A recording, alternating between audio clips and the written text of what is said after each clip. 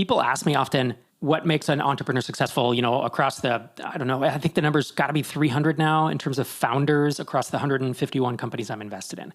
And people say, what's the difference of those who succeed and those who don't? And one of the things I say is those who succeed generally work on things that move the needle.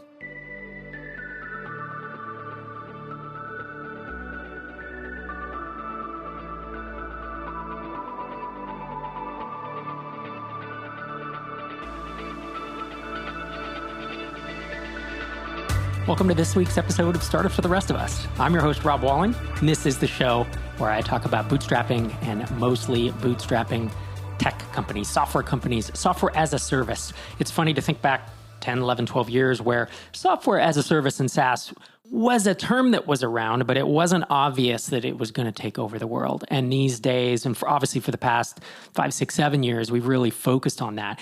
It is the best business model in the world. I have like half a chapter in my new book all about why SaaS is so amazing. And really, it starts with recurring revenue, and that drives everything else. Today, we have a Rob solo adventure. I'm going to start by looking at what it looks like to work on the right things versus the wrong things, and specifically what it looks like to work on something that moves the needle versus something that you're comfortable with. And I have a startup SaaS specific example of this. Then I'm going to talk a little bit about left-handed threads, and I'll leave that as the teaser for that segment. And then I'll talk about how your choice of words matters and how using the word luck in a sentence can be an indicator of how you view the world and an indicator of why you're not succeeding yet. And then if we have more time, I'll dive into more topics after that. So the first topic for today is about working on what will actually move the needle rather than what you're comfortable with. And so I know a couple startup founders, and I wish I could call them Goofus and Gallant back from the old highlights for children days. But in this case, let's just say it's founder A and founder B, neither of whom are tiny seed founders, I should clarify. What I've had happen in the past is I'll give examples of someone making a mistake, and I'll have someone reach out to me and be like, hey, were you talking about me in that episode? No, usually in almost all cases, I'm not. It's probably someone that you don't know. Founder A and founder B run similar SaaS companies in the same space, and they are competing against one another. And in this moderately contrived example, both founders are looking for ways to market their startup to a very specific niche. And let's pick the niche of freelance designers, maybe freelance web designers, just to be specific. And so as they're looking at the ways to market to this segment, to this customer type, one chooses to build a community for freelance web designers from scratch.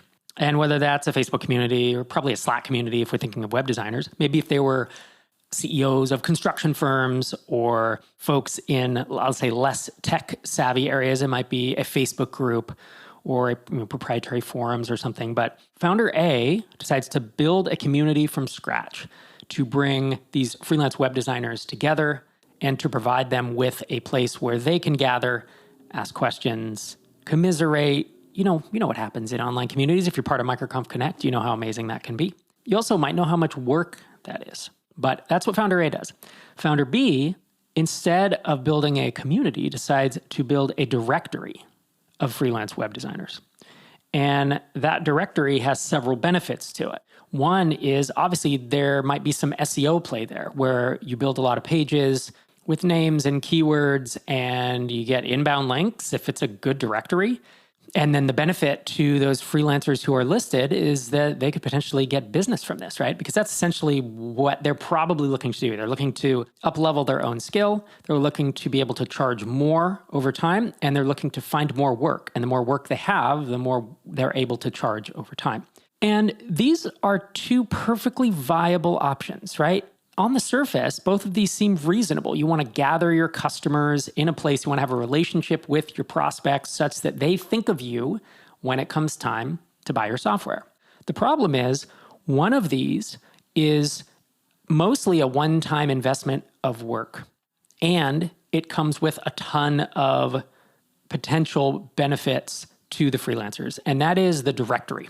of freelancers. As I already said, it can provide them with inbound interest. It can provide them with more business. Over time, it can allow them to raise their rate. And the amount of work for each individual who joins is negligible. And even getting it started, it's setting up some pages, and whether you're doing this manually with no code, whether you have an actual SaaS that you're paying for to, have a directory, it's not a ton of community management, I'll say, right? It's some nuts and bolts. Let's optimize this. People can fill this in, and then let's approve or disapprove or whatever, and then let's market this thing, and let's get the links, so let's get the SEO. That, in my opinion, it's a great approach. Assuming that works in your space, it obviously depends on a lot of factors. Versus founder A, who has built a community, which comes with a tremendous burden and a workload and an expertise. Hiring a community manager is nowhere near as easy as hiring someone who can, let's say, manage a directory, for what that even amounts to. In addition, a community is going to be private, so there's really no SEO benefit. Maybe you have a landing page or something, but now you're trying to get enough people in there that you need the community to work. It doesn't work with 10 people. A directory does. In fact, a directory, if you are marketing it well, is actually better with only 10 people, because then there aren't that many choices, and the freelancers that are on it are getting more benefit. And so I want to bring this up, not specifically to say, directories are better than communities. For crying out loud, how many communities have I started and run in my career? How many directories have I done? I've done both these things. And it's about the time and the place and the value and how much effort you want to put in and whether that is core to your business. So with MicroConf, community is the central focus of the entire effort. That's what MicroConf is. When I draw everything that MicroConf offers, the center circle says community, the people, and then everything is off of that. Like, hey, there's a circle out here that is the Slack group. And there's a circle out here where if you are bootstrapper and you want funding, then Tiny Seed's attached there. And if you want to be in a mastermind, we have matching. And if you want education, you could probably buy one of my books or go to our YouTube channel for free or to this podcast. Each of these things is around the community. The community is the focus, and we spend a lot of time and money moderating that community. microconfconnect.com if you haven't checked it out. But if I were running a SaaS aimed at a niche, community would be far down on the list of things that I wanted to start. Unless I felt like there was an extreme vacuum in the space and I already had an audience where I could kickstart that community. So for me, if I was thinking about community, I'd be like, okay, but first I have to start a podcast or I have to start a blog. I need enough of an audience, or I need thousands of customers that the community builds itself. It's just a long road to go, and it's a ton of work. And this kind of example is so apparent when you compare these two approaches, because people ask me often, what makes an entrepreneur successful, across I think the number's got to be 300 now in terms of founders across the 151 companies I'm invested in. And people say, what's the difference of those who succeed and those who don't? And one of the things I say is those who succeed generally work on things that move the needle. And they're not afraid to fail, but in general, they don't fail that much. Whether it's 70-30 or 80-20, whatever the ratio is, they analyze stuff well enough. They take the numbers into account. They think it through. They don't just think, what's comfortable for me? Well, I've done podcasts my whole life, so everything is a podcast. So when I see a nail, I'm going to try to hammer it in with the podcast because that's what I do. They don't do that. The best founders put that aside and they say, what is actually the best approach for building an audience or for reaching my prospects in this space, rather than going with what I know or what I'm comfortable with. Obviously, you want to blend that a little bit. If you're really good at something and you're exceptional, of course, you can double down on it. But I see entrepreneurs who just can't leave their own comfort zone, and they won't try cold outbound. They won't try pay-per-click ads because, in quotes, they never work. They don't work in my space. It's like, no, they fucking work. Google is not a cajillion-dollar company because ads don't work. It is frustrating to me when I hear entrepreneurs who are getting in their own way. And they have these limiting beliefs, this limited mindset of, well, this doesn't work in my space, or this doesn't work in general because I tried it once. And what that leads to is you staying in your own comfort zone and doing the things that you're comfortable with. And those are not always the things that are going to move your needle. So again, before I hear a comment on Twitter or on startupsfortherestofus.com, I'm not saying directories in every case are better than communities. It's not the point of this. The point is to work on things that you think are going to move the needle and to get advice from experienced founders, to get some data, or to make a great gut feel, your best gut feel on what to work on next. Because working on the smart thing rather than what you want to do or what you see other people doing is the approach that's going to get you to where you want to go. Finding the perfect software engineer for your team can feel like looking for a needle in a haystack, and the process can quickly become overwhelming. But what if you had a partner who could provide you with over 1,000 on-demand, vetted, senior, results-oriented developers who are passionate about helping you succeed? And all that at competitive rates. Meet Lemon.io. They only offer hand-picked developers with 3 or more years of experience and strong, proven portfolios. With Lemon.io, you can have an engineer start working on your project within a week instead of months. Plus, you won't waste your time on candidates who aren't qualified. Lemon.io gives you easy access to global talent without scouring countless job boards, and it's more affordable than hiring local talent. And if anything goes wrong, Lemon.io offers swift replacements, so it's kind of like hiring with a warranty. If you need to grow your engineering team or delegate some work, give Lemon.io a try. Learn more by visiting lemon.io/startups and find your perfect developer or tech team in 48 hours or less. As a bonus for our podcast listeners, get a 15% discount on your first 4 weeks of working with a developer. Stop burning money, hire devs smarter. Visit lemon.io/startups. Topic number 2 is about left-handed threads. So if you've never seen a left-handed threaded bolt, it will blow your mind the first time you see it. So most of us know righty-tighty, lefty-loosey. If I'm going to screw a bolt in, I'm going to screw it to the right, and that will make it go in, and then to the left, it makes it come out. There's certain applications where that doesn't make sense. So for example, when you're putting a bicycle together, the left pedal can't be a standard thread, a right-handed thread, because it will unscrew and come off as you pedal it, because you're pedaling it to the left, and you're going to give it friction and unscrew it. The fact that threads are right-handed is completely arbitrary, but it is the way the world works these days. And a couple months ago, I walked in on my teenager, my 16-year-old, and he was trying to assemble something. And I don't remember, it was IKEA furniture. I think it was a standing desk. Sherry and I ordered a separate standing desk that is kind of our media center for recording YouTube videos and all that. And there was one thread on it that needed to be left-handed for reasons that aren't particularly relevant to the story. He sat there for 15 minutes. He couldn't get it in because he had never heard of a left-handed thread.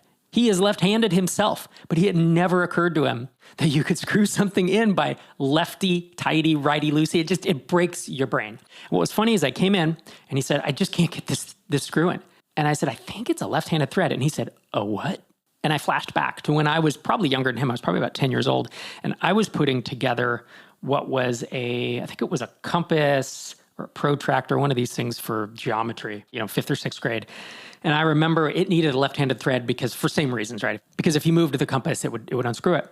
I had never seen one. I didn't even know it existed. And my dad, who's an electrician, construction worker his whole life, obviously had experience with these. And he came in and said, I've been screwing this thing in for 15 minutes. It just won't go. And he screwed it left-handed. And I was like, I can't believe that. I didn't even know this was an option, right? But once you see it, it's like, well, of course it's an option. It's just the threads just go the other way.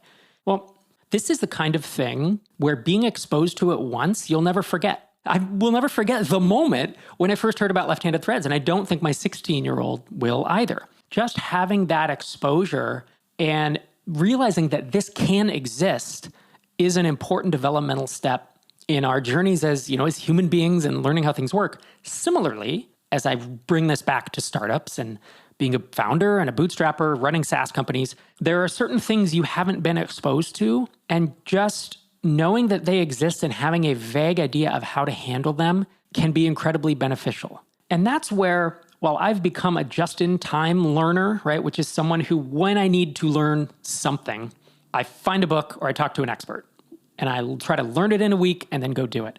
But back 10, 15, 20 years ago, I needed exposure to a lot of things because I just didn't know. I didn't really know anything. You have this huge sea of blackness. And these days, when I look out over the huge sea, there's like spots of knowledge that I don't have, but I know enough to know what I don't know. And when you're dealing with a left-handed thread, you don't know enough to know what you don't know because you've never been exposed to it. And so my point to this is early on in your entrepreneurial journey or your career, whatever you're doing professionally, I think you need to be exposed to a lot of things. I think that's why a college education, while I am really torn on our boys going to college because I just don't think the value is there for the cost, I do think that getting exposure to a wide variety of topics and subjects expands your mind and it can help you figure out what you love doing and what clicks with you. In fact, if I hadn't gone into electrical engineering, became a construction worker, I was going to eventually be an electrical engineer, I probably would have done computer vision, because even as an undergrad, I took multiple graduate level computer vision courses and I loved them. It was so fascinating. And that was an experience that I never could have had without being exposed to a lot of things. And I think that's why listening to a lot of audiobooks, you've probably heard me talk about how I have now 865 audiobooks in my Audible account. I think that's why founders who I see that are doing well are lifelong readers and learners. That's why so many of the founders that we know, and aspiring founders as well, listen to podcasts, is because the exposure to these different topics and to hearing what a left-handed thread is, or to hearing that once you do something in public, you're going to have criticism, or you're going to get flamed online for doing something at some point. Just realize that is a thing. Like a left-handed thread, it does exist. The first time you're asked, hey, can we jump on a quick call? I just have some questions for you about your $30 one-time purchase product or $10 a month product. You're going to get these. So how do you react to that? Just in advance, knowing that that's going to happen, so you're not caught flat-footed and having to go to Reddit or somewhere else to ask a question. Or the first time someone asks you for a discount. When you get an enterprise checklist sent for your $300 piece of software, like I did back in 2008, and I said, yeah, I can't fail. This is like hours of work, and it's $300 one-time fee with a 20% annual maintenance thing, so $60 a year. And I said, our sales model doesn't work that way, sorry. And the dude got so mad. I can't believe you even run a business. You don't deserve our money, blah, blah, blah. And then later I got an apology email from a colleague of his who said, yeah, he doesn't really understand how things work. And I said, look, if you want me to fill out this checklist, I need to charge 10 times, 20 times what I'm charging. And frankly, I don't think we are the software for you based on how you're buying. And I had to go through these things and learn them myself, which is fine. I was like, I think, this is a weird thing to say, but I was like the pioneer taking the arrows in the back, right? The only person I knew who was blogging or talking about being a real software company that didn't raise venture capital was Joel Spolsky with Fog Creek Software. Started reading his blog in 2001. I started my blog in 2005. I didn't know anyone else talking about it. Then there was Peldy and Patrick McKenzie over the next 2 or 3 years, Patio 11, as most of you may know, and Peldy's the founder of Balsamiq. And that was it. And I was learning from them as much as they've told me they were learning from me. This was from 2005 to say 2007, 8. And then Jason Cohen, I think, started his blog in 8 or 9, but this was it. We were learning stuff on our own. We had to figure out, there are left-handed threads. And B2C is actually really crappy, and B2B is going to be superior in almost every way. And we really should charge more. All of us are undercharging, on and on and on. The best practices that you hear in our spheres today were discovered in those years, and then as MicroConf started, right? And as we got Jason Cohen and Heaton Shaw and Patio 11 and Steli Efti and myself and other people in a room to do these talks that you now see on YouTube, we were learning those things as we went. They weren't just in the gestalt. And so to wrap up this topic, what I'm saying is I do think that exposure, when you're first getting started, to a broad variety of aspects of startup topics, whether it's through a podcast like this or through books or through online communities like MicroConf or Twitter, right? There's a great ecosystem there with MicroConf founders and beyond. There's a real advantage to kind of having almost a liberal arts approach. You know what a liberal arts degree is, right? It's where you go and you just learn about a bunch of different things. Now, I think there should be some science mixed in there and some engineering, or, not just philosophy and psychology and all the other things, but taking that approach that you would take in your first 2 years of college, where you're just getting a bunch of general education, I think that is pretty important for a lot of us, so that we know what exists out there. And we may not know how to deal with every solution, but at least then we'll know who to ask. We'll know where to go.